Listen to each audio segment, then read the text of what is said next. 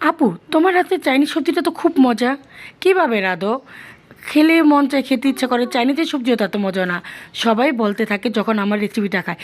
আসসালামু আলাইকুম, আমি মাটির পরি হাজির হয়ে গেলাম চাইনিজ রেসিপি নিয়ে সবার জন্য। শুধু আমার ফ্যামিলির লোকই দেখবে তাই আপনাদের জন্য নিয়ে আসলাম। তাই এখানে চাইনিজের সব উপকরণ নিয়ে আসলাম সবজির। এখানে আমি নিয়ে আসছি আপনাদের জন্য সব ধরনের সবজি আর উপকরণগুলো। এখন আপনাদের সাথে পরিচয় করে দিচ্ছি। এখানে আছে পেঁপে, কাঁচামরিচ, পেঁয়াজ, আর আছে এখানে এগুলো পেঁয়াজ পাতা, আর নিয়েছি গাজর, সবগুলোই সামান্য পরিমাণে নিয়েছি, আর ক্যাপসিকাম, আর রসুন, আর সয়া সস। তারপরে এখানে আছে গোলমরিচ পাখি, তেল, লবণ, কর্নফ্লাওয়ার, ডিম। ডিমটা অবশ্য সামান্য পরিমাণে লাগবে। ডিম নিয়েছি। আর সবগুলো উপকরণ দিয়ে ভালোভাবে আমরা এখন রেসিপিটি তৈরি করে ফেলছি। আর সবগুলো সবজি কিউব করে কাটা। চাইনিজ সবজি অবশ্যই কিউব করে কাটতে হয়, তাই আমি কিউব করে কেটেছি। এখানে আমি চুলায় কড়াই বসিয়ে তেল দিয়ে দিলাম। তেলটা গরম হওয়া পর্যন্ত আমি বসে আছি। এখন রসুন কুচি দিয়ে দিলাম। তেল গরম হওয়ার পরে রসুনটাকে আমরা বাদামি আকারে ভেজে নেব।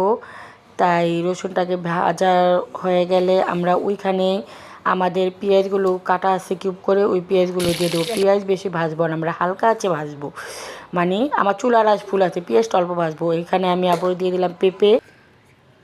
পেঁপেগুলো দেওয়া শেষে আমি সাথে গাজরগুলো দিয়ে দিলাম।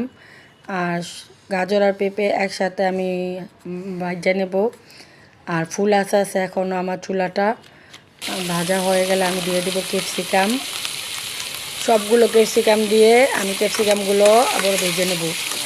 ক্যাপসিকামগুলো ভাজা হয়ে গেলে আমি এখানে দিয়ে দেব পেঁয়াজ পাতা। পেঁয়াজ পাতাগুলো দিয়ে সবগুলো তারপরে আমি আবার ভেজে নেব। দিয়ে দেব মরিচ কুচি।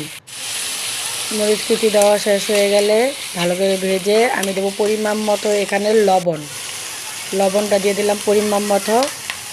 আর তারপরে দিয়ে দেবো এখানে সয়া সস 1 টেবিল চামচ। সয়া সস দেওয়া শেষ হওয়ার পরে আমি সবগুলো উপকরণ ভালোভাবে নাড়বো। তারপরে পরিমাণ মতো পানি দেবো। পানিটা বেশিও দেওয়া যাবে না, কমও দেওয়া যাবে না। পরিমাণ মতো পানিটা দিয়ে দিলাম। আর আমি এখানে সবজিটা ঢাকবো না, ঢাকলে সবজির কালার চলে যায়। তাই সবজিটাকে আমি রান্না করার জন্য রেখে দিয়ে আমি দেখেন সবজিতে লোক চলে আসছে। এখন আমি আরেক পাশে আমার ওই কর্নফ্লাওয়ার রাখা, ওই কর্নফ্লাওয়ারগুলো পানিতে নিয়ে গুলিয়ে দিতেছি। 1 টেবিল চামচ কর্নফ্লাওয়ার আছিল ওইখানে। আর কীভাবে কর্নফ্লাওয়ারটা দিতেছি দেখেন। কর্নফ্লাওয়ার অল্প অল্প করে দিচ্ছি আর চামচ দিয়ে লাড়ছি, দিচ্ছি আর চামচ দিয়ে লাড়ছি, যেন কর্নফ্লাওয়ারটা আমার নিচে না লেগে যায়। আর এখানে দেওয়া শেষ। এখন পুরো কর্নফ্লাওয়ারটা সম্পূর্ণ দেওয়া শেষ। এখন নেড়ে চেড়ে আমি এখানে দিয়ে দেব আমার রাখা গোলমরিচ ফাঁকি। আর এখানে হাফ চামচ গোলমরিচ ফাঁকি আছে, আমি সম্পূর্ণ গোলমরিচ ফাঁকিটা দিয়ে দিলাম। আবার ভালো করে নাড়াচাড়া দিয়ে এখানে দিয়ে দেবো ডিম। দেখেন ডিমটা আমি খুবই সামান্য পরিমাণে নিয়েছি, দেখতে সুন্দর আসার জন্য। বেশি ডিম দিলে চাইনিজটা খেতে ভালো লাগবে না।